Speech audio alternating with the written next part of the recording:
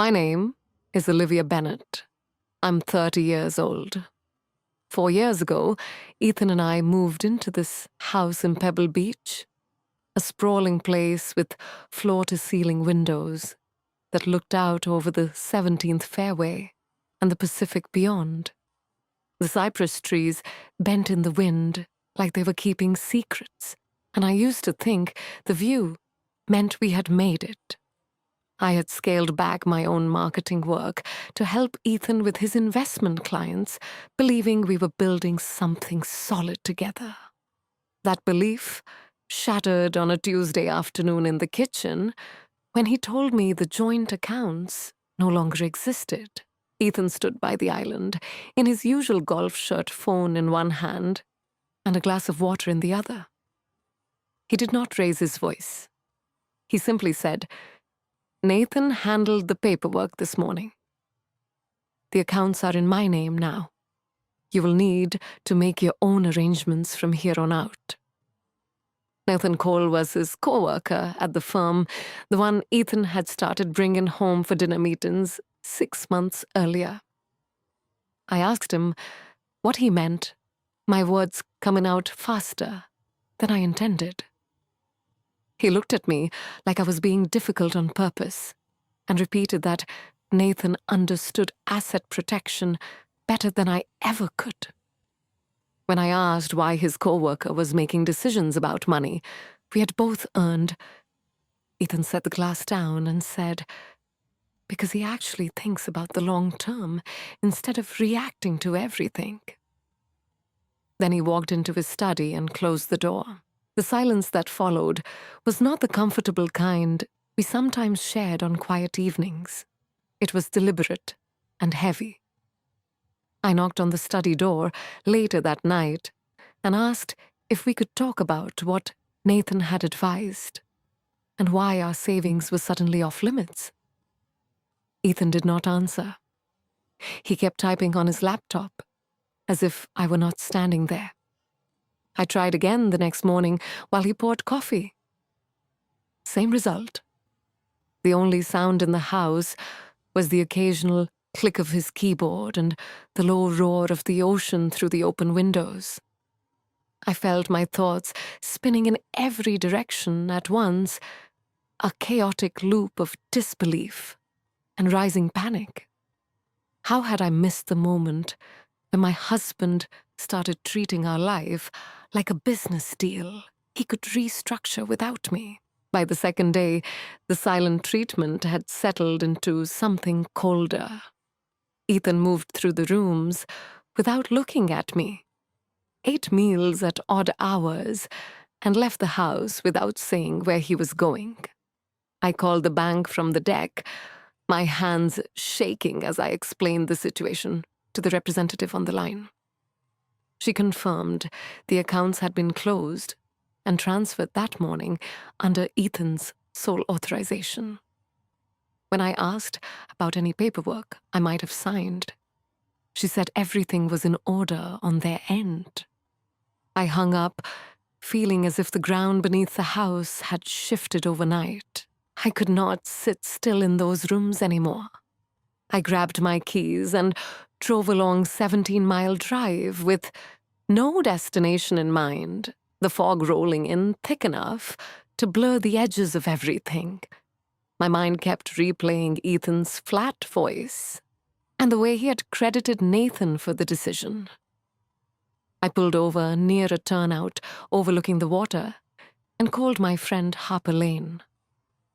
She had moved to Monterey the year before and had been the one steady voice during my parents' divorce. Harper answered immediately and listened while the words poured out of me in a jumbled rush. When I finished, she said she was coming to the house right then. Even though it was almost midnight, Harper arrived with a thermos of tea and the kind of calm that made the spinning in my chest slow down just enough to breathe.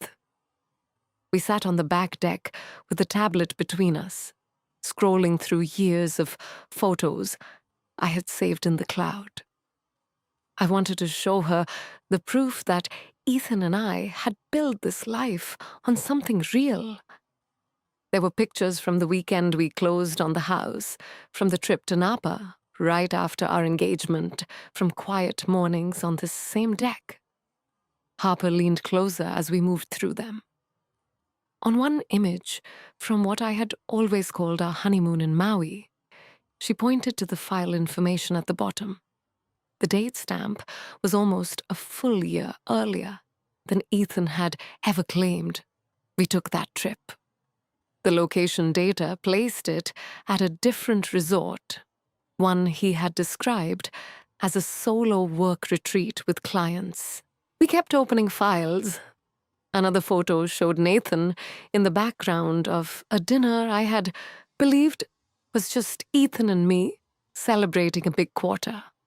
The metadata on several images placed them during periods when Ethan had told me he was traveling alone for work. I pulled up old bank statements I had saved and cross-checked the dates against the photos. Transfers that Ethan had described as performance bonuses lined up with times when Nathan appeared in the pictures. Harper did not say much at first. She just helped me organize the screenshots and the file details into a folder on my tablet. The more we looked, the clearer it became that the story Ethan had given me about how we could afford this private haven did not match the embedded information in the photos we had taken together. By the time Harper left in the early hours of the morning, my resolve had hardened into something sharp and self-reliant. I was not going to keep waiting in this silent house for Ethan to decide what I was allowed to know. I needed someone who understood financial structures and hidden timelines. Harper gave me the name of a lawyer she trusted from her own experience, Marcus Hale, and said he took meetings in Monterey. I called his office as soon as it opened and explained that I needed to understand what my husband and his coworker had done with accounts that had my name on them until 2 days ago. Marcus agreed to see me the following afternoon. That day passed in a blur of printing statements and saving every photo with its metadata intact. Ethan still had not spoken a single word to me. The silence felt like it was pressing against my skin, making every ordinary sound in the house louder. I packed a small overnight bag in case the meeting ran long or I needed space afterward. Around 9 that night, my phone lit up with a text from Ethan.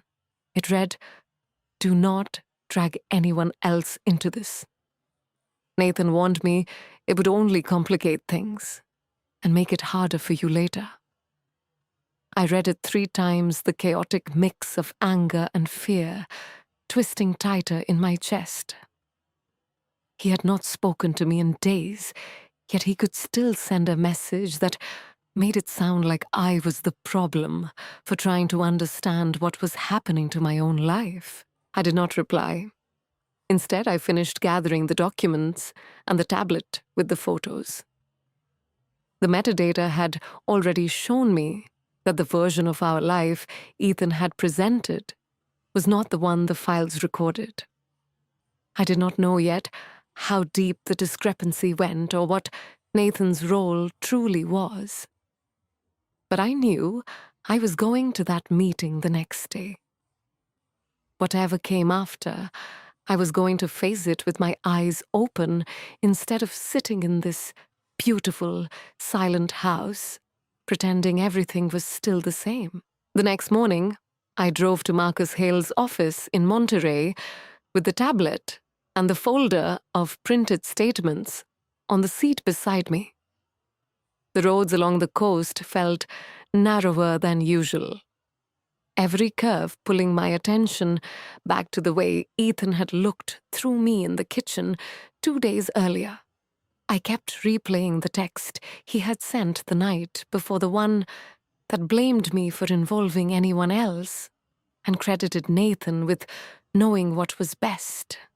My hands tightened on the wheel each time I thought about it.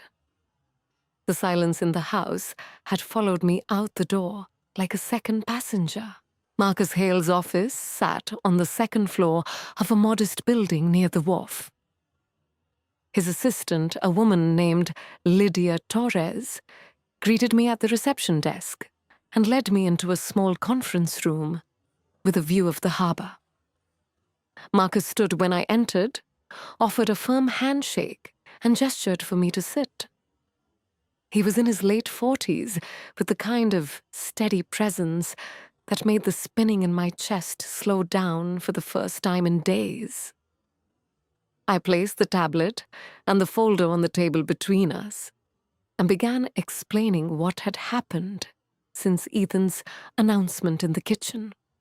Marcus listened without interrupting, taking notes on a yellow pad while I described the sudden account closures and the complete absence of any conversation afterward. When I opened the tablet and showed him the photos with their embedded file information, Marcus leaned forward. He scrolled through several images himself, checking the dates and location data against the stories Ethan had told me over the years. One picture from what I'd always believed was our engagement trip showed a timestamp from well before Ethan had even proposed.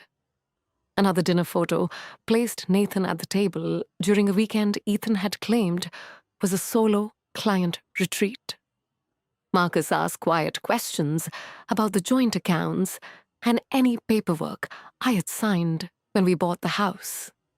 I told him I remembered signing the closing documents, but had never seen anything that separated my name from Ethan's on the title or the investment accounts. Marcus excused himself briefly to check something on his computer. When he returned, he carried a printed sheet and set it in front of me. The page was an old limited partnership agreement dated 3 years before Ethan and I were married. Ethan's name appeared alongside Nathan Cole's as the two managing partners. My name was nowhere on it. Marcus explained that the document had surfaced when he ran a quick search through public business filings connected to Ethan's firm.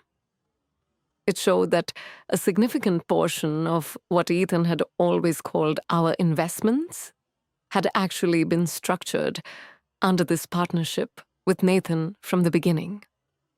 Transfers that Ethan described as bonuses or market gains lined up with dates when the partnership moved money between accounts that did not include me.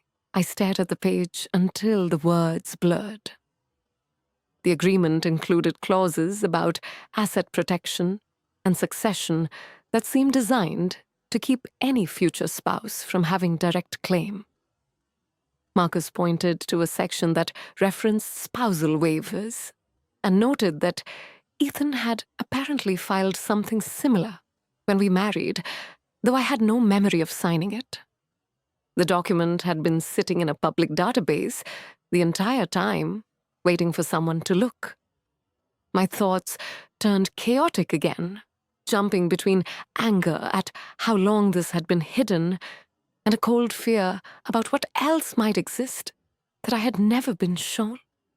I asked Marcus what this meant for the house in Pebble Beach and the accounts that had been closed 2 days ago. He said the partnership structure likely gave Nathan significant control over any assets tied to it, and the recent transfers could be difficult to unwind without a court order. While Marcus was still speaking, my phone vibrated on the table. I glanced at the screen and saw another text from Ethan.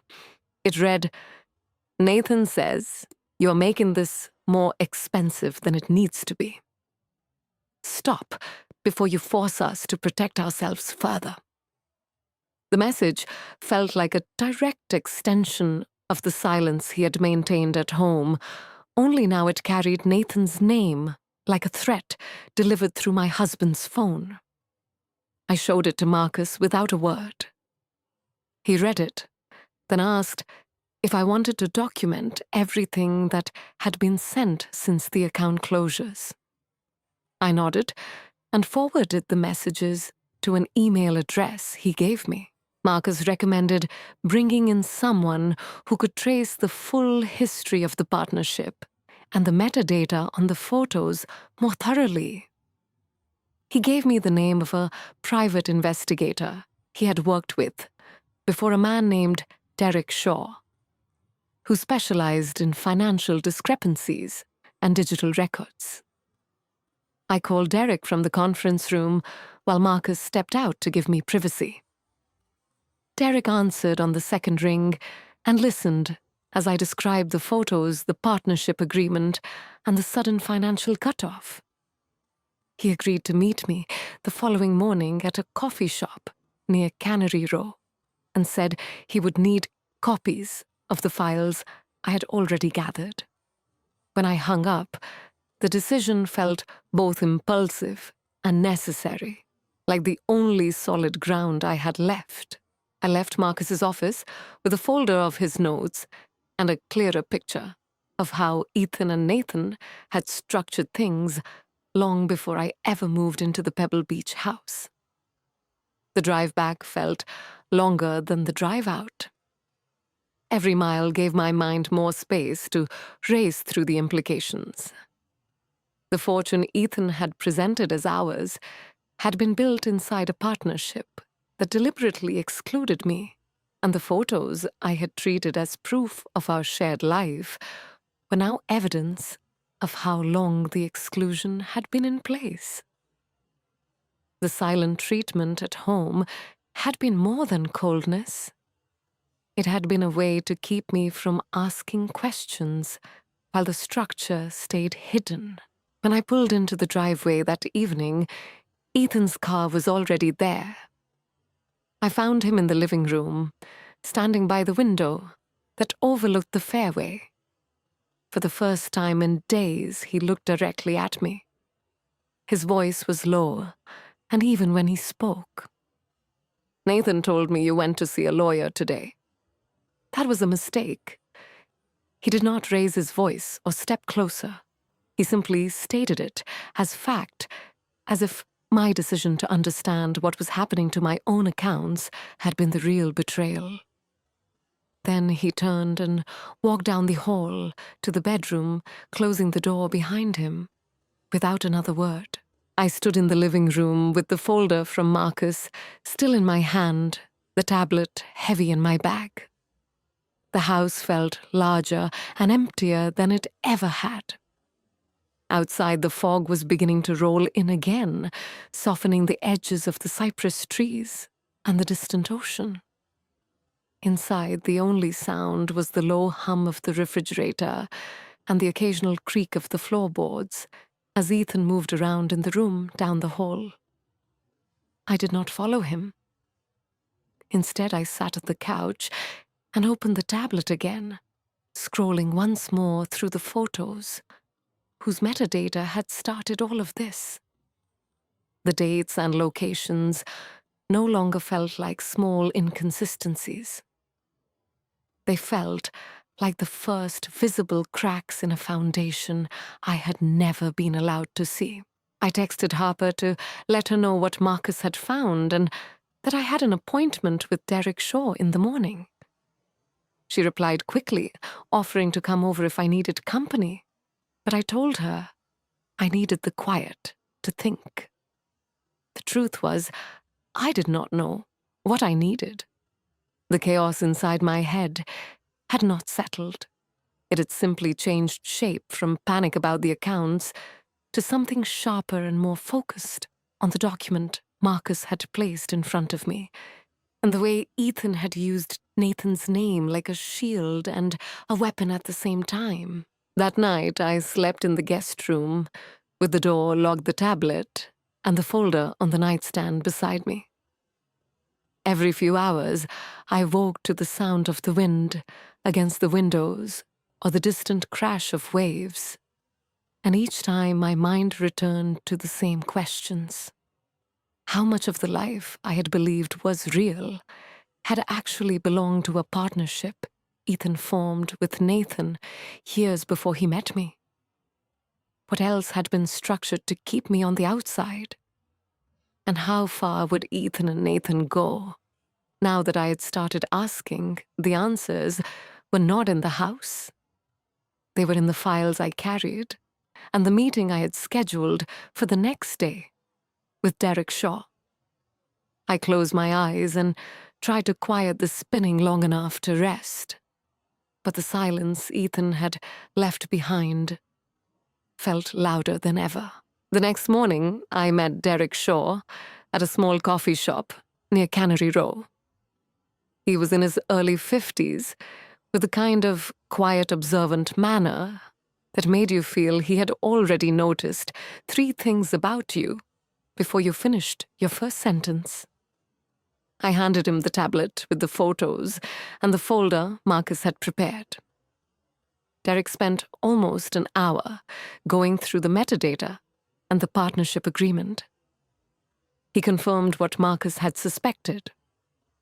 The limited partnership between Ethan and Nathan had been active for years before I met Ethan. Several large transfers that Ethan had described as market successes were actually movements inside that partnership. And the house in Pebble Beach had been titled in a way that gave the partnership first claim on any equity. My name appeared on some early documents, but later filings had quietly shifted control. Derek also found something I had missed in the photo files. One image from a supposed client dinner showed a document on the table with a date stamp that matched the exact week Ethan had told me he was closing a major deal alone. The metadata placed Nathan at that table weeks earlier than any story Ethan had shared with me. Derek said the pattern was consistent across multiple files. Ethan and Nathan had built the appearance of a growing personal fortune while keeping the real structure hidden behind the partnership. When I asked what this meant for me now that the accounts were closed, Derek was direct. He said the structure had been designed to make it expensive and slow for any spouse to claim anything substantial. Fighting it would require years of litigation and significant legal fees I no longer had access to. I left the coffee shop with a complete copy of everything Derek had assembled and drove back toward Pebble Beach, feeling both heavier and strangely lighter. The truth was no longer hidden in metadata or old filings. It was now in my hands in the form of documents and timelines that could not be denied. I spent the rest of the day at Harper's apartment in Monterey, organizing everything into a single, clear package. Harper sat with me at her kitchen table while I labeled folders and wrote a short timeline of what the files actually showed versus what Ethan had told me. She did not push me toward any particular decision. She simply asked what I wanted to do with the information. Now that I had it, that evening I returned to the house one last time. Ethan was in the living room again this time with Nathan Cole sitting across from him. Nathan looked up when I entered, but did not stand. Ethan remained seated and spoke first. His voice carried the same flat tone he had used in the kitchen days earlier. Nathan and I have already moved the remaining liquid assets into protected structures. Anything you try to claim now will only tie up what is left in legal fees for years. We are willing to let you keep the personal items you brought into the marriage, and a modest settlement if you sign an agreement tonight and walk away, without involving the courts further. Nathan nodded once, as if Ethan had read from a script they had prepared together. I placed the folder on the coffee table between us. I told them I had the partnership agreement, the metadata from the photos, the transfer records, and the texts Ethan had sent. I said the documents showed the fortune had never been what they presented it as, and that Nathan had been a partner long before I entered the picture. Ethan did not deny any of it. He simply said, "The documents also show you signed the spousal waiver when we married. You agreed to the structure. Fighting now will cost you more than you have left." Nathan added that any public filing would damage the firm's reputation and that they had already prepared statements blaming me for overreaching. The message was clear. They had anticipated this moment and had protected themselves. The evidence I had gathered could expose the arrangement, but it would also drag me through years of hearings where they would portray me as unstable and greedy. I stood there in the living room I had once believed was ours, and felt the last pieces of the life I had built settle into something smaller and colder. The loyalty I had carried for the marriage, for the version of Ethan I thought I knew, and for the future we had described to my parents, broke in that moment. It was not a dramatic shattering. It was a quiet realization that continuing to fight would require me to become someone I did not recognize, someone willing to spend years in courtrooms trying to reclaim pieces of a fortune that had been constructed to exclude me from the start. I picked up the folder and told them I would not sign anything that night. I said I needed time to decide what came next. Ethan did not argue. He simply watched me walk down the hall to the guest room. I packed what I could carry in 2 suitcases and left the house before midnight. Harper was waiting when I arrived at her door. She did not ask questions. She simply made up the couch and set a cup of tea on the table. In the weeks that followed, I stayed with her while I found a small apartment in Monterey and began looking for work again. I gave Marcus and Derek permission to share the compiled documents with the appropriate authorities if they believed it would protect other people, but I asked them not to involve me in any ongoing action. I could not afford the emotional cost of watching Ethan and Nathan maneuver through hearings while I tried to rebuild a life from nothing. The ironic twist arrived quietly 3 months later. Harper called me one afternoon and said the documents I had left with Marcus had triggered a review at the investment firm. Nathan and Ethan were under internal investigation for the way the partnership had been used to move client funds. The firm had frozen several accounts, and the authorities were looking into whether the structure violated regulations. Ethan and Nathan still had resources set aside in other places, but the public exposure had damaged their ability to operate as they once had. I listened to Harper describe the fallout and felt almost nothing. The justice the documents created had happened, but it had happened without me. I had already chosen to walk away before the full consequences landed on them. I sit now in a modest apartment that overlooks a small courtyard instead of a golf course and an ocean. The view is smaller, the rent is paid from work I found on my own, and the silence in the evenings belongs only to me. The loyalty I once felt to the marriage and to the image of the life Ethan and I had built is gone, replaced by something quieter and more durable. I no longer wonder what else was hidden because I chose not to spend the rest of my life digging through the wreckage. The truth I found in the metadata, and the partnership agreement set me free. But the freedom required accepting that some battles are won by refusing to fight them on the terms the other side has already rigged. Thank you for listening to my story. What would you do